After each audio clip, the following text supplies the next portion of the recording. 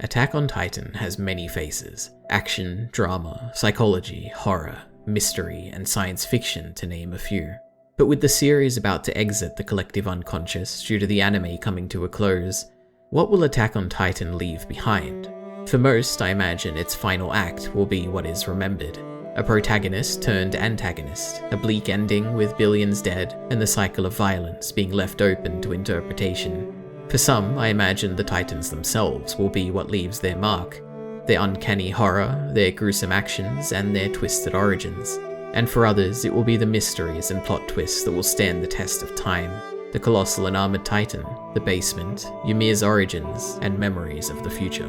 Now, I used to fall into the first of these camps. The rumbling is my favorite part of Attack on Titan. It's horrific, it's sad, and at the same time, you understand the tragedies that led to it. But on rereading the manga, there was one moment of one chapter, far before the faintest notion of a rumbling, that struck me far more than it ever did the first time through, and the feeling it gave me will stick with me when I think of Attack on Titan. With the sudden appearance of the colossal Titan, trust is thrown into disarray. With the absence of the Survey Corps, the garrison takes command of the salvaging operation. Mikasa, already recognized as an elite soldier, is assigned to the rear guard, leaving Eren and Armin with the rest of the trainees. Naturally, Mikasa isn't too happy about leaving Eren's side, but Eren doesn't tolerate any of her complaints, headbutting her and giving her an earful about how she's being selfish. So Mikasa apologizes, agrees to go with the rest of the elite soldiers, and makes one final request of Eren: don't die. Transition to a nervously excited training corps about to get the chance to prove themselves in combat for the first time. With Eren's rallying cry, they advance right into their deaths. The first to go is Thomas, quickly chewed up by an abnormal. Eren, filled with anger, rushes in to kill it, and loses his leg in the process. Mina, Nuck, and Milius are quick to follow, being eaten, crushed, and swallowed. Frozen in place, Armin is the last to go, picked up by a bearded Titan and dropped into its mouth, until a one-legged Eren sacrifices himself to save Armin's life. Armin then has a breakdown. Everyone around him is dying, his best friend is gone, and there's no hope left within him.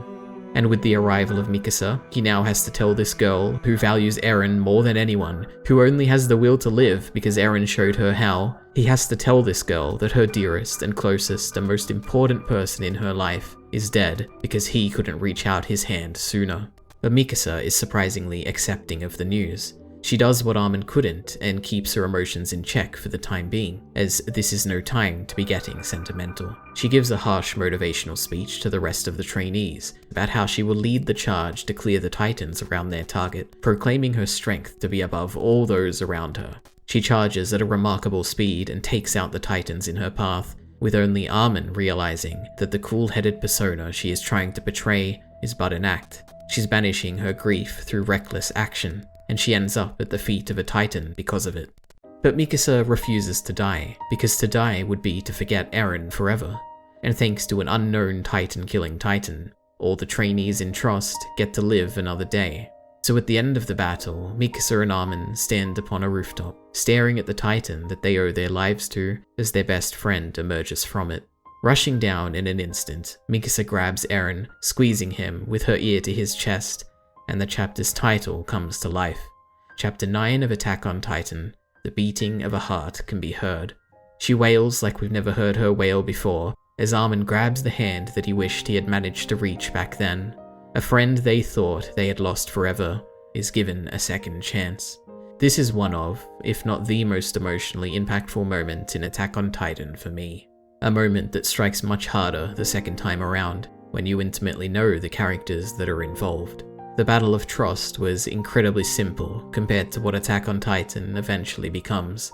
Before the rumbling, the Jaegerists and the other side of the sea, before the uprising, the coordinate, and even the vaguest idea of Titan shifters, Mikasa and Armin think they've lost their friend forever, and words cannot express how grateful they are to have him back.